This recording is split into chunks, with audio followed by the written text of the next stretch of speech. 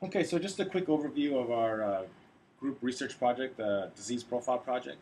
It's a problem-based learning scenario in which you are placed in a certain role, and the role that you're going to play is a employee of the Department of Health. More specifically, it's in the communications office. And so, as you are working through this project, adopt the role that you are given. Right? So you're not students, because sometimes I get submissions where people act like they're students. You're not students. You're an employee of the Department of Health, and your task outlined to you is as such. Right? Let me show you actually where to find the things first. Right? So everyone has their own personal discussion group. Right? So if you click on the discussion board, down under here you will see your personal discussion group. Oh, let's go one step back even. Where do I find my group assignments? Because some people don't know. And click on the Disease Profile Project Forum, and right over here, Groups for Project, there's a little list that you can then download and see uh, what group you've been assigned. And it's groups of three, except for, I believe it's in this class or maybe in the other class, it's one group of four. Right? So they worked out pretty well. So I like groups of three. So it's groups of three.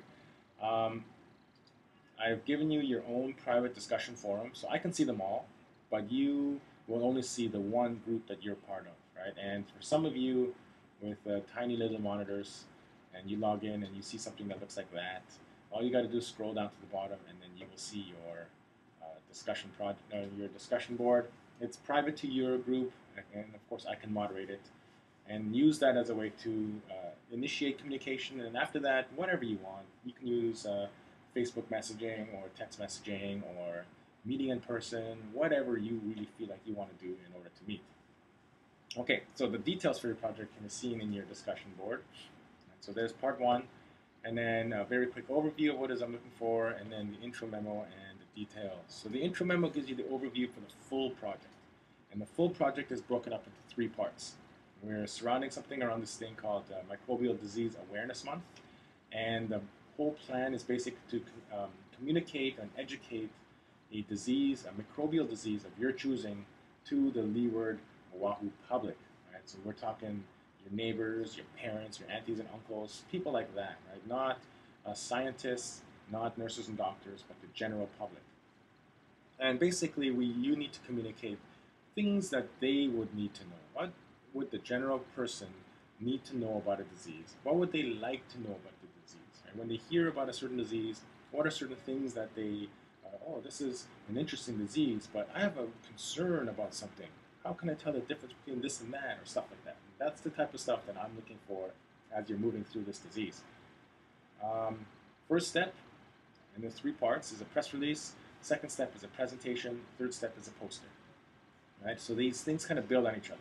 Essentially, the press release is the information gathering.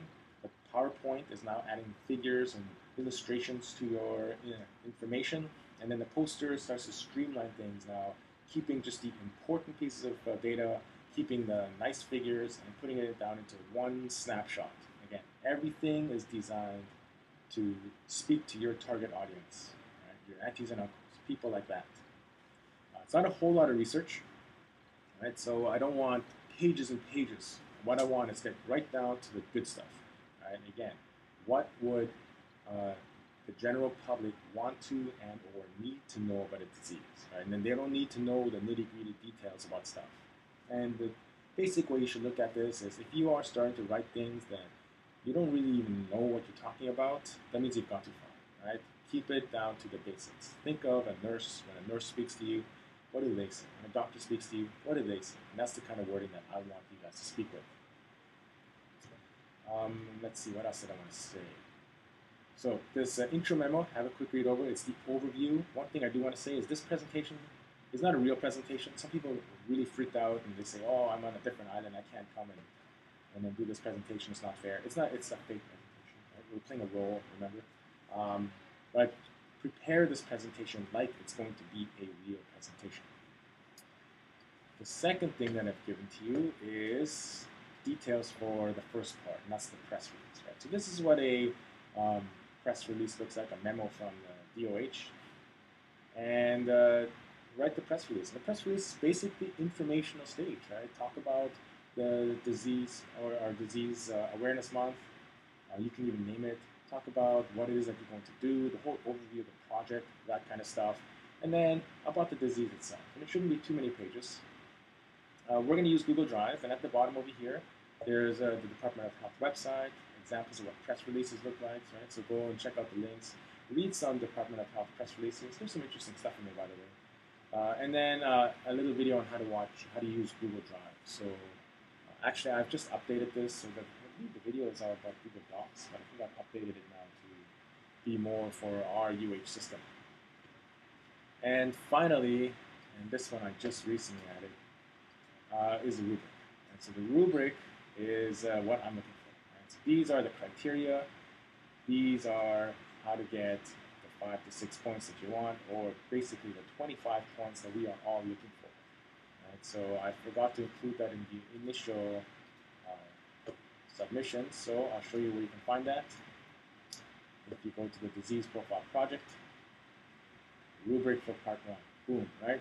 And before your group moves on, make sure that you guys have, as a group, pick the topic, and when you pick your topic, click over here, project topics, and then just like Kevin has posted here, name of the disease that you are profiling, and then group, whatever group you are, and then if I like it, if I agree with it, then I will just do something like this, group 7, approved. Right? So now that means group 7 has permission to move on with leptospirosis. And sometimes there are certain diseases that are not microbial origin that people choose. I will veto those, and you have to go back to the drawing board. Sometimes there's two diseases that are too close to each other, and I'd rather the diseases be separate. Sometimes there's specific parts of diseases, too broad a disease that I want you, so I want you to focus on something a bit more specific. And that's why I want to go through this approval process. If you don't get approval, I will not grade your work, and then you will have wasted your time. Right? So get it approved first. One last thing I want to say, I guess it's split into two parts. Freeloaders are not tolerated. So if you don't work, you're going to get 0. Right? If I hear about you not working, you're going to get 0. If I give you 0, it's really your job to prove that you actually did do the work, and you feel like you're assigned a 0 unfairly. We all are busy. We all have things and obligations, right? So if you are busy, just let your group know. Hey, I'm really busy this week. I'm sorry. So-and-so had this. My kids have 18 recitals this week. I'm just swamped right now. I'm going to not be able to pick up my weight for this first part. Maybe I'll have more in the second part, right? Communicate. And then once you're communicating, then the group will be more understanding. Oh, I understand that Kevin here, he's super busy, right? So we'll cut him some slack as long as he picks it up a little bit later. Not a big deal. Right? The worst thing you can do is not communicate. If you're not communicating, then it seems like you're not doing anything. And communicating, by the way, doesn't mean letting them know the day before your things are due, right? Communicating is knowing right away, oh my goodness, I feel like I'm going to get swamped. I'm in real big trouble. So I'm going to let them know right now that there's a lot of things going on. I'm going to be having a hard time. Right? So do it right away as soon as you can. Right? Whether it's by discussion board, text message, whatever you want. Right? The onus is on you guys to communicate. The other thing I wanted to say is that when you guys are waiting for people to join your group, there's often non-communicators. For some reason, they either don't read their email in an online class, or they don't check the discussion board in an online class. So if two of you have started talking and you're waiting for third person, don't wait too long. Continue to include this third person in communication, right? So then you've done your part in keeping them as part of your group. But ultimately, if it's just two of you and you've waited 4 days and there's crickets from them, go ahead and move on and work as a pair. Right? So that's what I would do. Now, if it's just you by yourself, let me know. I don't like people working by themselves. Part of what I want is people working together, learning how to collaborate, right? Because this type of stuff happens all the time. I'll probably shuffle groups around just a little bit if necessary. But if you're having some issues with your groups, I'd rather you be proactive and talk to me as soon as you can rather than let things fester for too long. Overall, this should be a pretty fun project. It's not a very difficult project. The hardest part really is about communicating with each other. Right? So make sure that we are communicating. Oh, and read that little thing I said about plagiarism. Please don't plagiarize. I hate giving zeros for plagiarism. Right? I hate giving zeros in general.